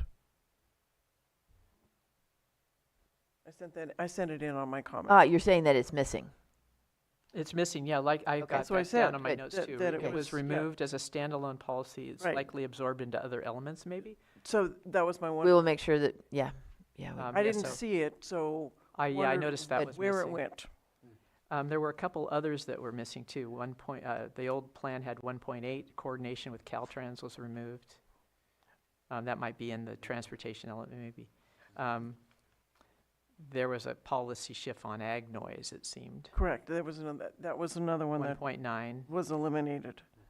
And 1.10 was, Yep. was eliminated state installation standards enforcement, which is probably in the building code, but that was eliminated. 111 vehicle code enforcement was eliminated. That was the old general plan 111. And outdoor entertainment venues, that's probably in the area, in the local area plans. It's not. N-1.B, update the county code of ordinances to address noise impacts from outdoor entertainment venues. What number is that? N-1.B, it's on 1.B, page okay. N-35. Okay, got it. Okay. If I may just add to, just on the airport question, that those airport land use compatibility policies were moved to the local area plans that are adjacent to the airport, and they're in the circulation section. should that not also be noted in the noise element? Probably mentioned at least. Seems like that's an important noise. Mm-hmm. Is there Mireya, is there a plan to update the airport plan? Or is there going to be? So far, it exists only in my personal desire. Oh, okay. Once we get funding, we'll launch that one. Can you get, funding the plan to plan? And then once you have a plan, you can get funding to do the thing. There you go. Yeah, okay. Right? Got it. That's not Understood. circular. I understand. Yeah. I just have a wonderment too in the goal statement, an acceptable noise environment in all areas of the county. So it's back to the aspirational, acceptable by whom, by what measure? Yeah, so we do define those standards in the zoning code. In the Article 41. It's also covered Maybe in just the say that. airport land use Yeah, compatibility Maybe say plan. that. Yeah, maybe give some reference, because that is Good, just like yeah. acceptable to me. As described you? in, yeah, To- yeah. To whom? Okay. Yep. So, Squishy. and just, thank you for the comment about the aspirational language. It's sort of a thing that I've noticed. But I think there are a lot of things in here that are valuable, that are good. They don't have any teeth. And my experience in drawing up plans and these kinds of things, if there's no teeth, there's nobody responsible, there's no measure, there's no, it just sort of, Yeah, it gets Nice to squishy. have. If it so does, if it does have teeth, well, if we do have teeth because we have it in the zoning or code, or if we have it in a special ordinance of some kind, it might be worthwhile just referring to that. Yeah, if it lives some other place that has substantive language for implementation, I think that would be good to me. But when you read it and there's no other attribution or reference, it falls You can't sort of enforce it. amorphously into the ether. Or you may not know that the zoning code is the mechanism by which we roll out and enforce the community's vision expressed in the general plan. Right. So with that information, that would then give whatever that reference is, that would give it the teeth and the accountability that otherwise these sentences Yeah. don't give any. And without any of that, all these wonderful things may or may not happen because nobody is accountable for them happening. I think we are definitely hearing the message about the aspirational language, and yeah, I think I know we're it clear on every it. time I'm at a meeting, I do mention it. We can Yes. move on. Thank you. you. No, that's really Thank you. powerful. Thank Yeah. you very much. And We Bill, have- thanks for also highlighting Yeah, that. couple We have quick, yeah. Betsy Con online Even in my also. own community, when the community clearly says, you're not supposed to make a bunch of noise, okay. But of course, the question became, How much? how much is noise? Now, fortunately, the county had a standard that we could look to, and so we took that standard and said, this is the standard. So if your neighbor's making noise above this level, Got go it. get. Decibels. And I was just going to mention in passing that some of these that from the previous general plan that mentioned, basically there's a number of these that mention that say essentially the county will obey the law. We will obey state law on this and CHP on that. I mean, of course you would. I mean, it goes without saying, I guess is what I'm saying. It's not, Yeah. you don't have a choice anyway. Thank you. So we have Betsy? Betsy? Yeah. Go ahead, Betsy. No, thank you. I want to reflect just for a second on what Sharon Zoller was saying. Yeah, I've made that same comment in reference to the variety of issues related to water resources, where some elements are in public health and safety, some are in land use. I mean, it's just all scattered around. There's no integrated body of language that comes together, where then you could refer to the authorities, instruments of authority that govern those policies and goals. I find this a problem throughout the whole document. Thank you. Okay, thanks. All right. Are we done talking about noise? Kyle?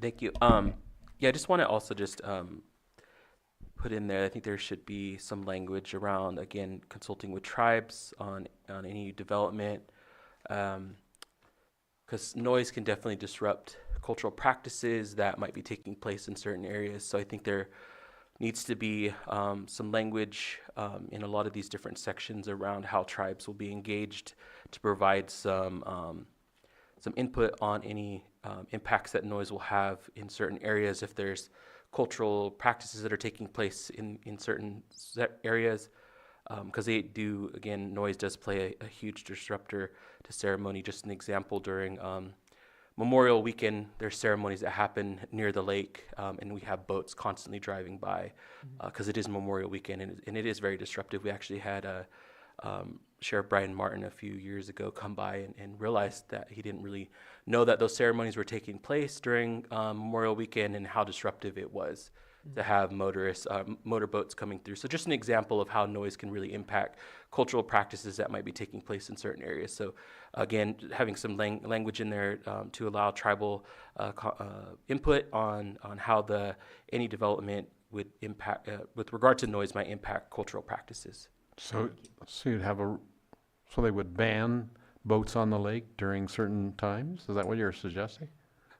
No, I wouldn't want. I don't know how strong of an opportunity we would have, but I know that during the conversations, Sheriff Martin, because between Rattlesnake Island and Elem, there's that small little section where boats are zooming by, and also looking at how tribes have, how far off shoreline can control boating in those areas. So there was discussions at that point to close down just that section of the lake. Yeah, that passed through there. Yeah, so there are discussions around that, but I think, again, I think it's specific to each tribal community that I think those discussions could have. Sure.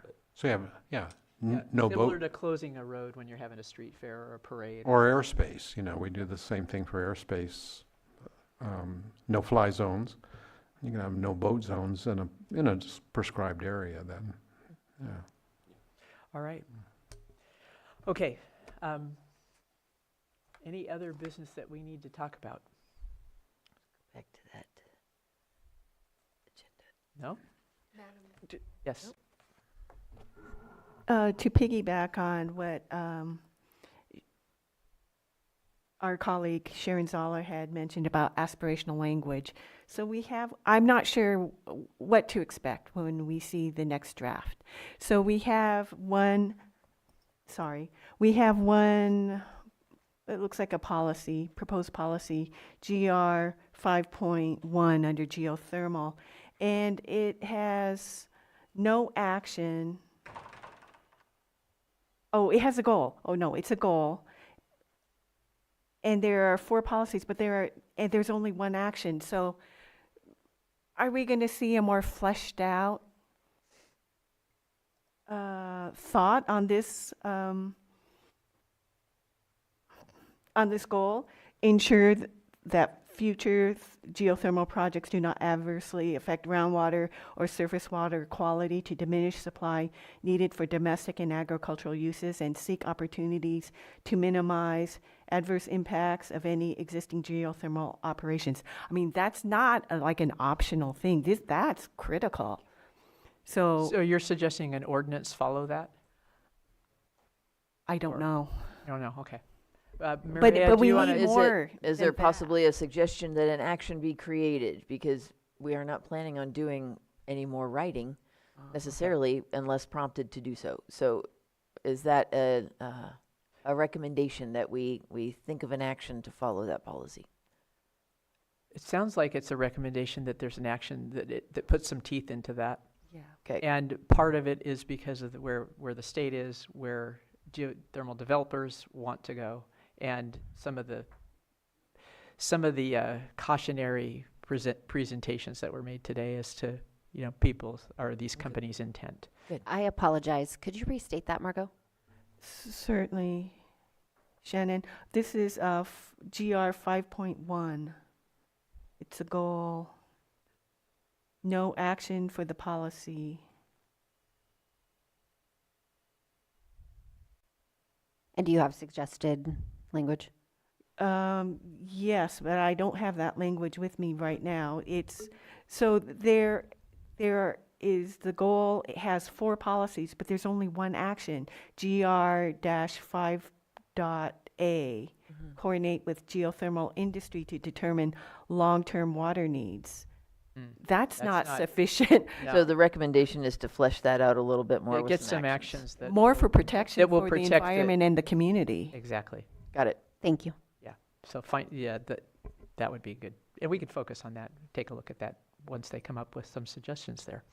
So I just have a question. Before we go, can you clarify the process of all the various input that have gotten over the last weeks and months, and what you'll get going forward? How is that handled? How is it decided whether or not it's going to be incorporated? How does that work? And who's the deciding person? Who's the decider? Decider. That's it. Thank you. Yeah, who's the decider? Tanya, why don't you describe the next May and June, what we'll be doing Yeah, I'm happy internally? to. So we've been compiling the input that's coming in. There's a big task of just kind of organizing it and understanding, what comes in and what it relates to. And so we're compiling that and organizing it. And then our plan is to review that with county staff, item by item, and make a decision on, what change to make, if any, based on the comment. And so we've been doing that. We've been organizing the GPAC comments as they come in. And as you know, we also have the survey that will also bring in additional comments. So it's a pretty big task, and it'll take some time to go through everything. And we want all of it. We kind of want to have everything on our plate so we can look at everything together to in order to make informed decisions that reflect, and understand all of what the comments are. So in the August-September timeframe, when the almost final draft will be reviewed, will that draft then reflect all the comments that have been accepted choices, and yeah. incorporated? And if perchance there was some that there were a group of folks that thought were really important and wasn't incorporated? I will be able to speak to those decisions. Okay. Absolutely. Yeah. Okay, so And August and September is when we're having the hearings with the Planning Commission. And Okay. but I'll let the GPAC know as soon as we have a clear date for release of those documents for review ahead of those meetings, just so we can have that GPAC recap.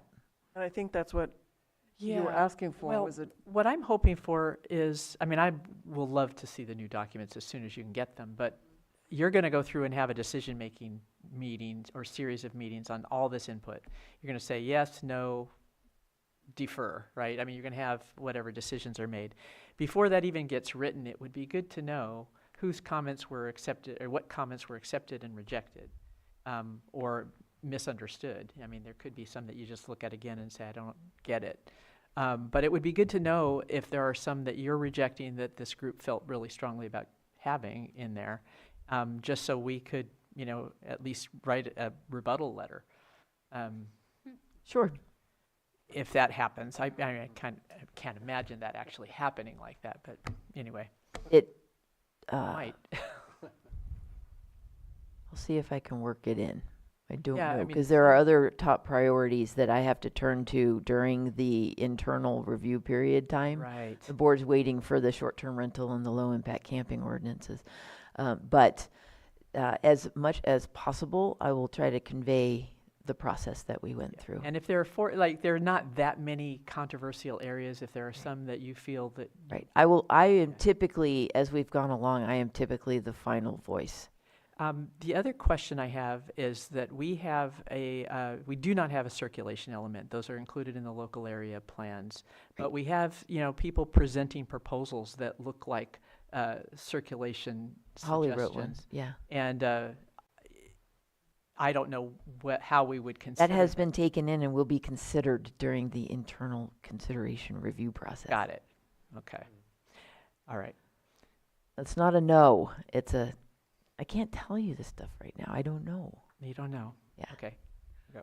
Along the lines of your suggestion, Madam Chair, I think it would be in the interest of transparency and thoroughness if there were a log of input and what the decision was, in or out. That's kind of what I was asking for. You said it better. So Excellent. thank you. Excellent. Yeah, just was it considered, and it, you know, it doesn't have to be accepted or rejected. It could be that's deferred, that we're not ready for it yet. Like some of the energy things have to wait, right? Okay. Yes, Kyle. Maria, I was just curious, what is the county's approach to engaging with tribes on this process? Has it been like element by element? Because I know that there may have been a lot of input that's been provided. So could you just share with me how the approach has been? Because I'm thinking like if there's an opportunity for, we convene the tribes every month. A few of the tribes are pretty proactive in attending some gatherings that we have. And I'm wondering if that might be a forum where we could get more tribal input if that's not already happening. I don't want to assume that it's not happening, but just. I appreciate that. Thank you. We have had meetings just with tribes, like the TIPOs typically are the ones that come, but we've also had some chairs and vice chairs from the tribes also participating in meetings.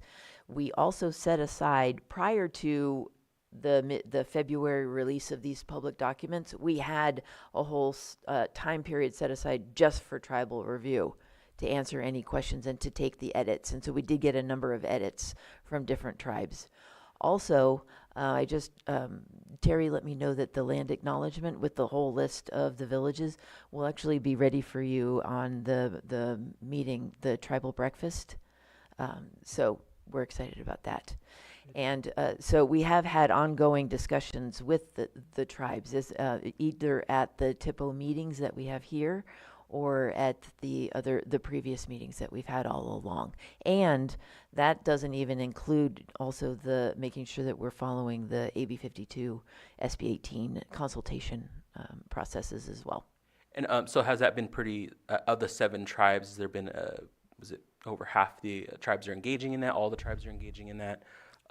Just trying to see I if don't there's think, a gap in. I don't know that all of them are. Some are very engaged. Like Robert Geary has been really good at getting his team to do edits on a number of the different elements. And you'll see a lot of that reflected, particularly in preservation of tribal cultural resources and taking into, and you'll also see it in the economic development, recognizing that though tribes are sovereign nations, we're community members. And so for businesses and things like that, the priority that is countywide to support small businesses also includes tribal businesses. Yeah, I'm just curious Things because like not that. all the tribes have a TIPO or a strong Right. presence with TIPO. So just making sure that that isn't the only forum that's being pursued as far as engagement. But maybe we can get together afterwards and just Absolutely. getting them Yeah. on the agenda. Thank I you. would We welcome hosted a that. special meeting in October for tribes, and in addition to Robert, Middletown Rancheria has been pretty vocal. Perfect. Thank you. Thanks, Kyle. We Maria, also have one hand online. 1 second. I have a question of timeline. So you have on your letter of March or your email of March 13th to the GPAC, you have a series of meetings. Friday, April 17th is the next one covering the Yes. health and safety element. You mentioned that you want responses due by the end of the day, Wednesday, April 8th, which is Correct. coming up in 5 days, and that you will have the compilation of survey responses a couple days later. on Correct. the 10th. And that meeting will now be hybrid. We got an IT guy. Okay, so that will be a hybrid meeting. I just want to remind the GPAC then that you need to be working on the health and safety element because the responses are due on Wednesday. It is super helpful if you would direct your responses to the survey also. I have forwarded during this meeting all the various GPAC emails that were like, oh, maybe didn't do the survey, but here's Yeah, all they my didn't get responses. included in the matrix. Yeah, and so those it was are not harder. assimilated as tidy. But I did make sure that they were all forwarded to the internal working team as well as our central email address. Right. But it sure would be neat. Be Well, super what's cool. helpful, if you can get it into the survey, it helps to know where there's areas of conflict that we have to have conversations about. All right. So who was there an online Yep. Sterling, last comment. Go ahead. last comment? Go ahead. Okay, yes, thank you. I just want to kind of piggyback on what Margaret was just saying with the geothermal. I know Lake County can add a energy policy, and it can be added underneath the geothermal part, and it's not against the law. And in California, if they want, they can add their own energy policy to the not the geothermal, but to the general plan, because as of right now, we all know that energy is coming to Lake County no matter what. We're not stopping it. It's coming. So this general plan that's coming up, I think is the most important to make sure that we have an energy policy added to this. Because it's coming, we're not stopping it. GEX is coming. They're proposing 100 milliwatt geothermal plant right there by Clear Lake's wastewater treatment plant. Megawatt. So All right. Megawatt, thank you. Thank you. And so I just really think it's very, very, very important. And there is a way that they absolutely can add an energy policy to this geothermal, or not geothermal, but to the general plan. Thank you. All right. Thanks, Sterling. All right. Any other? Margot, and then Madam Chair, we did not cover cumulative impacts. that's right. We didn't. That's because on my notes I wrote CU, and I'm like, what does that mean? We did not cover cumulative impacts on any of these, on noise or any of this. So So are you talking about the EIR? we're talking about the That's where cumulative impacts the are policies in the general plan as these projects come forward, whether they're going to create noise or whether they're going to create environmental water issues or whether they're going to create geothermal plants. They come to us in pieces, but there needs to be a look at the policy needs to be that we look at it cumulatively. So if it's, for example, and I'll just use the Dollar General because that's an easy one. They're coming in with one proposal at a time for a Dollar General here, a Dollar General there. The question is, how many Dollar Generals do they have planned, and where are they going to go, and what's going to be the impact on our retail, blah, blah, blah, blah, blah, right? So the policy in the general plan at a high level needs to be to ask entities that are entering the county with such proposals, what their plans are, that we need to know what their long-term, rather than have it be piecemeal. And we also need to look at the cumulative impacts to make sure that we're okay with that. Would they not consider that proprietary information? Whether they do or don't, you can't, the environment is going to respond to the accumulation of these things. True, I mean, I understand. Yeah, they might consider that proprietary. That's what they'll say. Sure. But what we can say is that we have a policy that you need to disclose what your plans are. Yeah, I I don't think that's enforceable, and CEQA is applied to each project individually at that specific This is location. why our environment is degrading. This is why it's happening. Because we look at these in pieces when we need to look at the whole system. Yep. It would be very difficult to do that analysis without a project description that would include everything, which we would not have because it would include multiple different locations. We should probably Let have me a think conversation. about that Yeah, one. think about it. 'Cause And look at what other places are doing. Yeah, because I don't too. want to step ahead of CEQA Right. and require an EIR level project for every single use permit. That's totally not No. feasible. Yeah. So cumulative impacts are something that you typically will find in a In the full environment. EIR document, but we do assess impacts according to state law on initial studies as well, using that checklist as is appropriate for that location where that specific project is required. Well, and think about the policy language that might work. I mean, And I don't know that you're talking about, like, okay, let's think about Dollar General. Let's say they wanted 20 of them, which I'm sure they would have been happy to if we could have supported it. You're sort of more interested in the cumulative impacts in certain categories, not necessarily impacts to water, but exactly. economic development. Well, it or depends. things Like if it that. were somebody coming in So- and wanting to grow a certain plant, and they were going to have, multiple instances of this happening in a given area. Yeah. One at a time. I guess the last one to apply doesn't get it.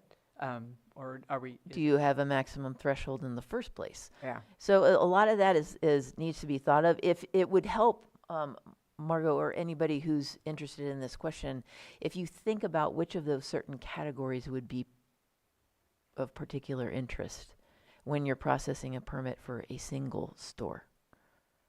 Or Madam a Chair. single Donna Mack. industrial plant. Another, going off of that is something the general plan doesn't look at is all the money that the Blue Ribbon Committee for the Rehabilitation of Clear Lake projects have brought in. It's not negatively affecting the future. It does follow CEQA, but we don't recognize that in any areas, True. We do in the planning division. but not in general plan. I would think that actually it's kind of a reverse. It's the general plan desire to improve the quality of the lake water and maintain blah, blah, blah, that would support the grants to get that project that's now going to be going on in the lake. That's how it kind of works through. And so the community's vision is not so much saying, well, we're not sure about this. It's saying we really want these projects that benefit the health of our lake. Okay. Right. We do CEQA and NEPA for a number of these projects as well. So it's not like we're just opening the gate, bring us all your projects. We don't care what sort of impact they have. We are assessing all of that as it comes in. Right. Yeah, I'm just Well, want, and But it some wouldn't of come these are- in if we and didn't some have a of these, general again, plan are that said we value- really wanted this. Some of these, again, are value statements. I mean, you're hearing from this committee that we want to preserve and restore ecological integrity, that we want to preserve natural beauty and the wide open spaces and the rural character of our community. We don't want to see another piecemeal Right. thing, and it happened in the 60s and 70s here where there was just a ton of stuff that probably Totally. shouldn't have happened. But we're not just hearing it from this committee. You're resonating what actually came up in our very first survey. Yep. Lake wide, everybody cares about the rural beauty, the health of the lake, the small business atmosphere, the ag, the idyllic view sheds that we have. Yeah. So we're hearing these value-based statements that this is what we care about. Yep. Yeah. And we want to make sure that Wanna that make is sure. absolutely reflected in our general plan. Great. And I think that's kind of what it goes back to is we could make those statements, but if it's the primary language or framing of is mitigating, then we kind of are right back to we could want all those things to want to protect. We could Reacting want rather than the, proacting. the health of the lake, but Rather than what are the prevent. mechanisms to say no? Mhm. And those are the types of things I think from a tribal perspective, we want to be a part of those things in making sure that there is a little bit more teeth to these documents that leverage our ability to work together to not just talk about the importance of protecting or preserving, but actually to what is the mechanism of when we would say no. In Vermont, years and years ago, and I can't remember the name of the act, it was something like Act 250 or something, they said, we want to preserve the rural character of our state. And in order for a McDonald's to get built, it wasn't an environmental impact report, it was they had to meet the rural character of the community. And there were many projects that were denied because they would have ruined what made Vermont special. And I do think there's some language in what they did, and it probably required at the state level for them an act of the legislature. But at a county level, this is where it would happen, right? In this document. And I think you have to go through some thought processes about how it would actually, work.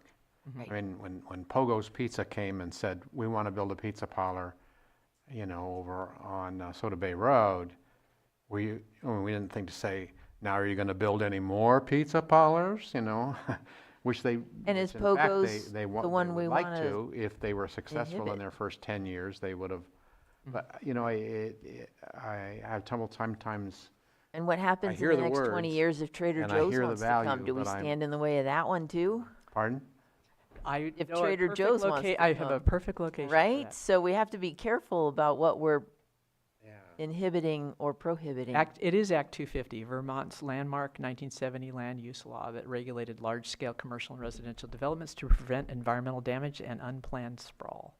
Well, and I think that there are a lot of towns around that have that kind of thing. I know in the state of Maine, they have a very similar kind of philosophy and application. Right close in the village of Mendocino, they don't allow any sort of chain, whatever. Yeah, because it would ruin it. So this is a good comment, and we'll take it in. I want us to, we just covered our next steps, but one last thought, sorry, and I'm sorry, I totally just interrupted you, Sharon. But I was thinking about yesterday in the Kelseyville plan, where that community very strongly wants an area plan and a general plan that does not inhibit development, that encourages and doesn't discourage or make them scared.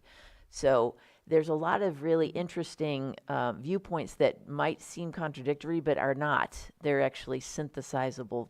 I don't know if that's a word, but they all kind of overlap. Yeah, and I mean, ironically, historically, some of the developments that have taken natural, undeveloped land and converted it to something else are the HOAs. I mean, the developers built, Riviera Heights, Riviera West, Kelseyville Riviera, all those. That, Kelseyville River has 2,500 sites in it, whereas before there was nothing there. So, it gets kind of ironic when you say, well, we're going to preserve. Okay, and what about another residential development? Does that preserve or does that take away that's from? why you have community growth boundaries, and you say where you want those things to go, right? You don't want them everywhere. You want them, yeah. Margot?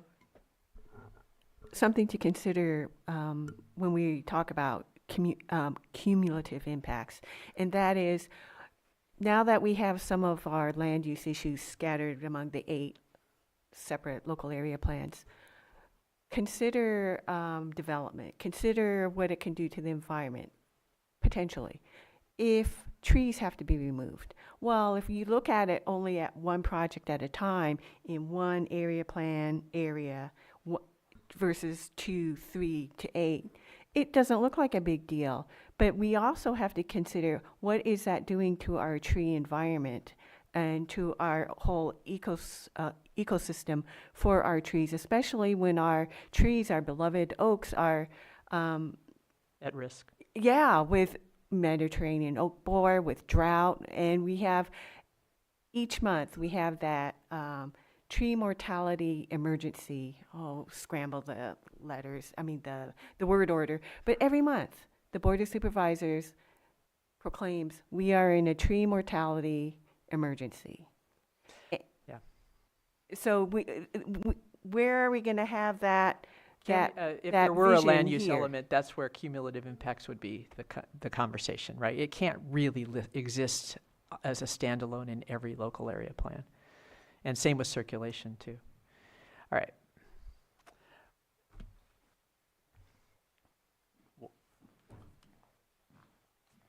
Stephen Wolski, I am so impressed with all of you.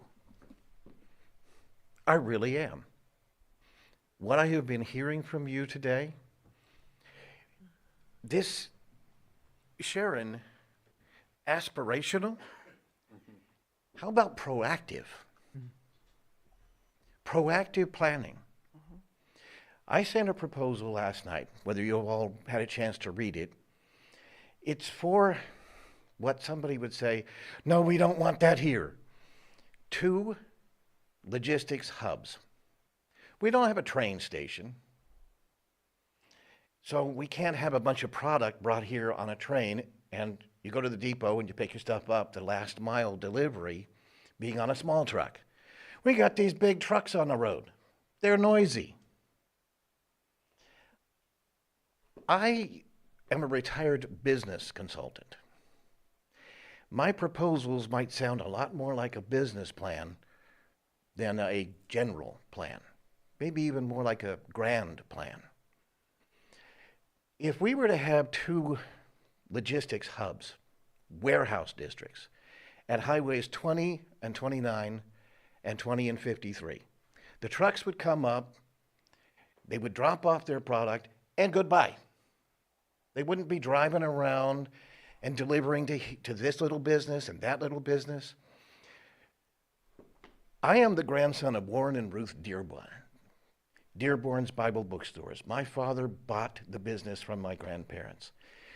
They had a little warehouse where everything was delivered to a warehouse for 4 stores. My father went out and got a new store in Hayward with a bomb shelter, 30 feet underground, turned that into the logistics hub for all 4 stores, saving a lot of money having everything delivered to one location. Part of the reason why I became a business consultant is because I understand logistics.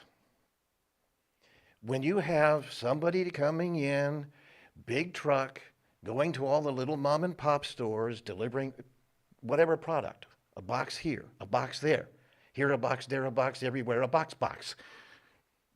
Old MacDonald had a farm. It's something that we need to have proactive thinking.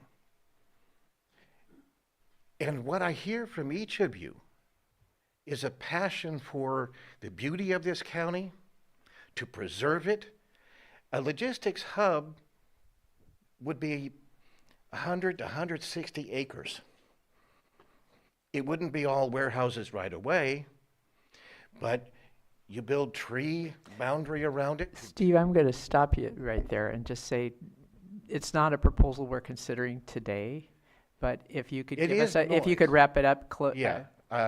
I was trying to think, where is this proposal going to fit in? And it fits into noise.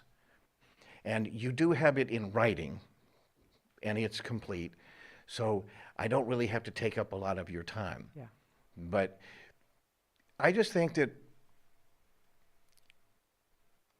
I'm just so impressed with all of you and what you're thinking. I really am. And I just have to express that. And you've read my proposals. They sound like business proposals. And Kyle, I haven't been able to get emails to you. So you probably haven't read the Anderson Marsh Gateway Project, because that includes an Indigenous Persons Museum. And I really would like to get an email address from you that actually works, so I can communicate with you, please. Okay? All right, thank you. And you can read my emails, We got it. and I have more proposals coming, by the way. We did receive it, and actually, I want to talk with you about it afterwards. Okay, thank you. Okay. All right. Anything else from staff? Nope. All right. Remember, comments are due via survey on Wednesday. Did you have something, Paul? Betsy lowered her hand. Betsy, you can raise your hand again now if you would still like If you to have a speak before we wrap up. Wrap-up comment, Betsy? I just want to go back to well, it kind of ties to what Steve was saying, but to go back to this question about how do you deal with individual businesses? There's a phase in planning where there are things called developer agreements. And I would think that it would be reasonable to ask corporate enterprises to have a developer agreement, even if they just want to build one store. That's a suggestion. All right, thank you. Good one. All right, with that, let's adjourn this meeting and get ready for the next one.